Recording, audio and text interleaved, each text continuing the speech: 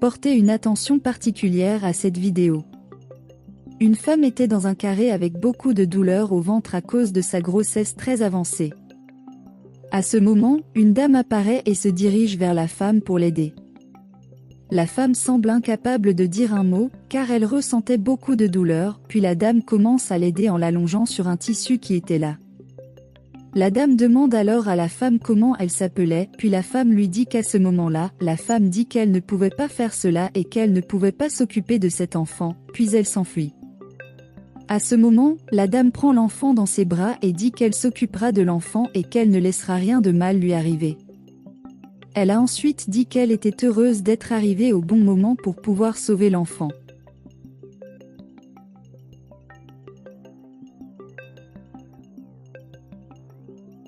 Beaucoup de temps passe et la dame était chez elle à ce moment-là, une jeune femme apparaît et la dame dit qu'elle était heureuse que sa fille soit rentrée à la maison. La jeune femme demande alors si sa mère voulait quelque chose d'elle puis la dame se met à dire qu'elle attendait que la jeune femme puisse lui faire à manger. La jeune femme dit alors qu'elle n'avait aucune obligation de cuisiner pour sa mère, mais la dame dit que sa fille savait qu'elle ne pouvait pas cuisiner seule et qu'elle dépendait de sa fille pour cela, mais la jeune femme dit qu'elle s'en fichait à propos de celui-là. Elle dit ensuite que même si la dame l'a sortie de la rue, elle ne lui devait rien et qu'elle n'allait pas être sa femme de chambre. La jeune femme commence alors à dire à la dame qu'elle ne serait pas sa bonne et que si elle voulait une bonne, la dame devait en contacter une. Mais la dame dit qu'elle n'avait pas l'argent pour ça. Elle dit que tout ce qu'elle avait été utilisé pour les études de la fille. La fille dit alors qu'elle s'en fichait, parce qu'elle n'avait pas de problème avec ça, parce qu'elle n'avait pas demandé à la dame de faire ça. Elle a dit que lorsque la dame l'a retirée de la rue, elle aurait dû savoir qu'il ne fallait pas la garder car elle était pauvre et ne pouvait pas s'occuper d'un enfant. La dame continue ensuite en disant qu'elle s'est occupée de la fille habituelle car elle n'avait personne d'autre pour s'occuper d'elle. La fille dit alors à la dame qu'elle n'a pas demandé à la dame de faire cela et que si elle l'avait laissée rester dans une autre famille, la fille serait mieux maintenant. La dame se met alors à pleurer et dit qu'elle ne pouvait pas croire que la fille lui disait ces choses. La fille dit alors qu'elle ne se souciait pas des pleurs de sa mère, puis elle part. La dame lui demande de revenir, mais elle ne le fait pas et la dame recommence à pleurer. Plus tard, la jeune fille marchait dans la rue quand elle finit par se faire renverser par une moto. À ce moment, un homme s'approche d'elle et lui dit qu'il appellerait une ambulance et que tout irait bien.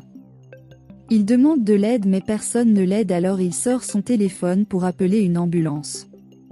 Un peu de temps passe et la fille se réveille dans un hôpital et à côté d'elle se trouvait un médecin. Le médecin remarque alors que la fille se réveille et demande ensuite si elle va bien. Elle dit qu'elle ne savait pas ce qu'était cet endroit. Il dit ensuite que c'était un hôpital, puis la fille demande pourquoi elle était là. Il dit qu'elle avait eu un accident de moto. Le médecin continue alors à dire à la fille que, malheureusement, elle a fini par perdre l'usage de sa jambe. En raison de l'accident. Elle est alors prise de court par cela et dit au médecin qu'il mentait, mais le médecin a dit que c'était la vérité, que malheureusement il ne pouvait rien faire pour l'aider. Ce qui lui restait maintenant, elle pria pour que Dieu l'aide.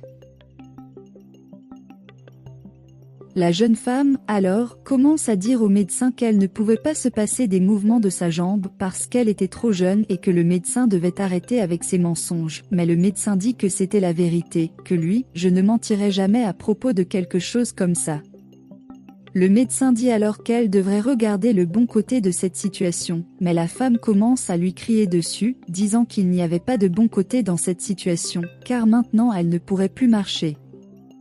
Il dit ensuite que le bon côté de cette situation était que la fille n'était pas morte et qu'au moins elle avait eu une seconde chance. La jeune fille dit alors qu'elle aurait préféré mourir plutôt que de devoir rester dans ces conditions pour le reste de sa vie.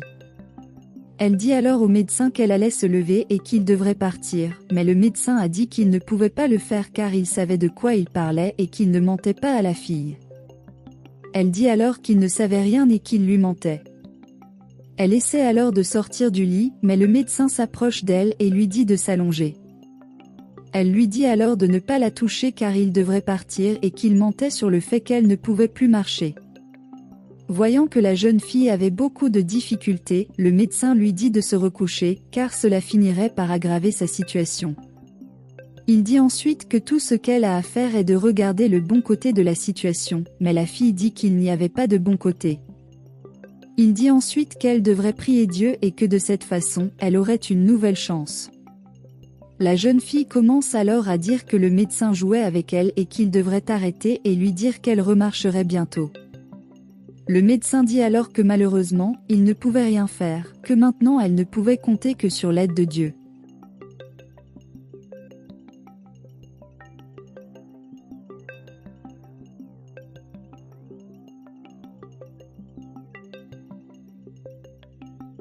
Un certain temps passe et la jeune fille était allongée sur son lit. La dame lui dit alors qu'elle devrait sortir du lit et quitter cette pièce un peu, mais la fille dit qu'elle ne le ferait pas, car maintenant elle était une personne invalide et serait comme ça pour le reste de sa vie. La dame continue ensuite à dire à sa fille qu'elle sera toujours sa fille et qu'elle sera toujours là pour sa fille pour tout ce dont elle a besoin. Elle dit alors à sa fille qu'elle devrait prier pour de l'aide en ce moment. Mais la fille dit que Dieu ne l'a jamais aidée et qu'elle a fini par se faire écraser. La dame dit alors que tout ce qui se passe dans leur vie était l'œuvre de Dieu et qu'il leur suffisait d'attendre pour comprendre ce qu'il voulait leur enseigner. La fille dit alors qu'elle n'avait pas la même foi que sa mère, mais la dame dit que bientôt sa fille se rendrait compte que tout avait un but dans la vie. La fille dit alors qu'elle ne trouverait jamais de travail ou ne rencontrerait personne, mais la dame dit que ce n'était pas vrai. La dame dit alors à sa fille qu'elle ferait tout ce qu'il faut pour que sa fille ait à nouveau foi en Dieu. Elle dit alors qu'elle allait masser la jambe de la fille pour que, qui sait, elle puisse marcher à nouveau. Elle a dit que sa fille avait besoin d'avoir foi en Dieu, que tout ce qu'il traversait était quelque chose de passager et que bientôt tout serait résolu, mais qu'elle avait besoin de croire, parce que croire ne suffirait pas. La dame a dit que tout ce que sa fille avait besoin de faire était de lui faire confiance et de faire confiance à Dieu, et de cette façon, il pourrait retourner chez le médecin et peut-être qu'il pourrait faire quelque chose pour que la fille puisse marcher à nouveau plus qu'elle n'en avait besoin pour le croire. Elle a ensuite dit qu'elle serait toujours là pour sa fille et qu'elle ne la laisserait jamais seule, puis la fille la remercie pour tout.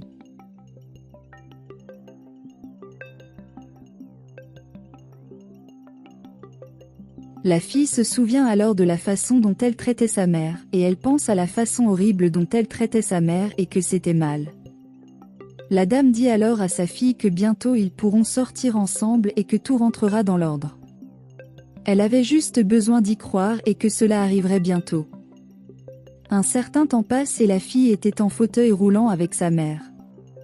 À ce moment, la dame demande à sa fille si elle aimerait essayer de marcher seule, mais la fille dit non, car elle n'en serait pas capable. La dame dit alors qu'elle devrait essayer et que si elle tombe, elle tiendra sa fille et ne la laissera pas se blesser. La dame demande alors à sa fille de lui faire confiance et dit qu'elle serait toujours à ses côtés et ne laisserait rien de mal lui arriver.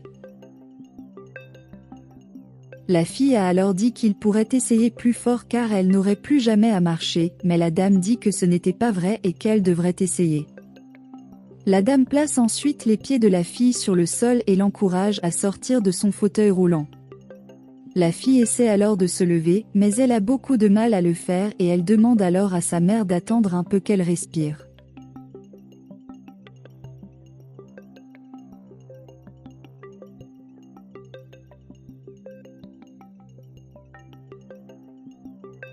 La fille essaie alors de se relever mais elle dit que ça faisait trop mal. Et puis la dame a dit qu'elle devrait continuer car elle allait très bien. La fille parvient alors à se tenir debout puis sa mère l'aide à marcher. Un pied à la fois. La jeune fille ne parvient à marcher que quelques pas, mais elle semble très heureuse d'avoir réussi. La femme dit alors à sa fille qu'elle était très heureuse que sa fille puisse marcher et ils célèbrent. Un certain temps passe et la fille se rend chez sa mère avec beaucoup de difficultés, elle parvient à s'asseoir sur le canapé à côté de sa mère. La dame a alors dit qu'elle était très heureuse de voir que sa fille était capable de marcher. La fille, puis de l'espace, la mère qu'elle aimait beaucoup, puis la dame a dit qu'elle aimait aussi beaucoup sa fille.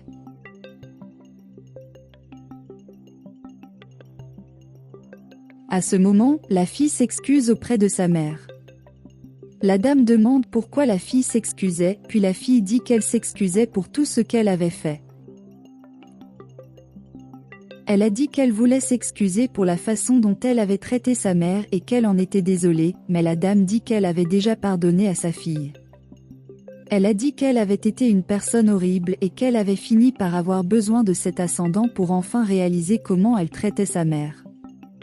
La dame dit alors que c'était fini et que maintenant ils étaient ensemble et que c'était important pour elle à ce moment-là.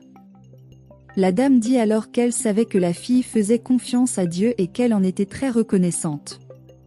Et puis la fille dit qu'elle devait beaucoup à Dieu et à la dame, pour avoir toujours été à ses côtés.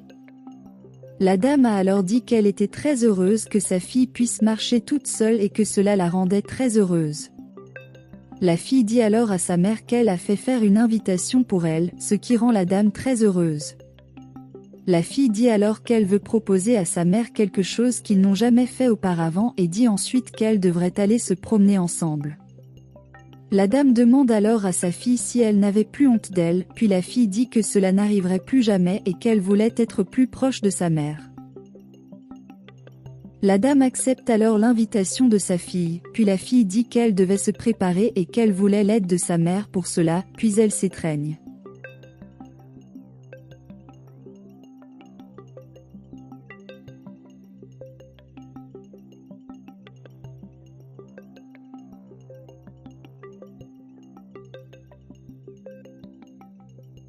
Plus tard, ils se promenaient dans le parc.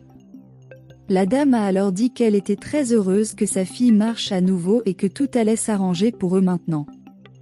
La jeune fille dit alors qu'elle avait beaucoup de mal à marcher, mais que sa mère l'aidait beaucoup. À ce moment, la dame se rend compte qu'une femme était allongée sur un banc de cette place. La fille dit qu'elle était triste de voir cela, puis la dame dit qu'elle connaissait cette femme.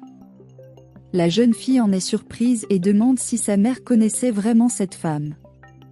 La dame va alors vers la femme et essaie de la réveiller, mais la femme lui dit de la laisser tranquille car elle ne faisait rien de mal. La dame dit alors qu'elle connaissait la femme et demande ensuite ce qu'elle faisait là. La femme lui dit alors de s'en aller car elle ne faisait rien de mal. La fille demande alors à sa mère ce qu'elle faisait et à ce moment la dame révèle à sa fille que cette femme était en fait sa mère biologique. À ce moment, tout le monde est surpris, puis la femme dit que la dame était folle, car elle n'avait pas de fille. La dame continue ensuite à dire à la femme qu'elle savait que la femme se souvenait d'elle, car elle n'oublierait jamais ce qui s'était passé ce jour-là. La dame a alors dit que Dieu les avait mis là ce jour-là pour que la femme puisse rencontrer sa fille, puis elle a dit qu'elle était très heureuse que cela se soit produit. La dame commence alors à dire à la fille que c'était sa mère biologique et qu'elle avait élevé la fille, car sa mère était incapable de l'élever seule. À ce moment-là, la femme dit à sa fille qu'elle était vraiment désolée pour tout ce qui s'était passé et qu'elle n'a fait cela que parce qu'elle était incapable d'élever la fille seule. La femme continue ensuite à dire à la dame qu'elle l'apprécie vraiment pour avoir fait tout ce qu'elle a fait pour sa fille. Elle a dit qu'elle voulait le faire pour elle et savait que ce qu'elle avait fait, aucune femme ne devrait le faire à sa fille, mais elle l'a simplement fait parce qu'elle n'avait pas d'autre choix. Elle dit alors à sa fille qu'elle a promis qu'elle changerait et qu'elle veut faire partie de sa vie. La femme dit qu'elle voulait sortir de la vie qu'elle menait et qu'elle avait vraiment besoin de recommencer sa vie. La dame a alors dit à la fille que c'était sa vraie mère et qu'elle était très belle. Elle dit alors à la fille qu'il devrait prendre soin de cette femme. Elle dit ensuite à la fille qu'elle devrait se souvenir de tout ce qu'ils ont vécu. La dame demande alors à la femme si elle accepterait d'emménager avec eux afin qu'elle puisse se remettre sur pied et avoir une nouvelle vie. La femme dit qu'elle a promis de rattraper le temps qu'elle avait perdu avec la fille et que si elle ne le faisait pas, elle deviendrait au moins une nouvelle personne à partir de ce moment. La fille dit alors qu'elle a accepté cela, mais qu'elle avait une condition. Elle dit que la dame était sa mère et qu'elle n'a pas pu appeler la femme mère pendant un moment jusqu'à ce qu'elle puisse à nouveau lui faire confiance. La femme a alors dit qu'elle comprenait que chaque personne a un temps et qu'elle attendrait que la fille l'accepte comme mère. Ils s'embrassent alors et la dame remercie Dieu pour tout ce qui s'est passé là-bas.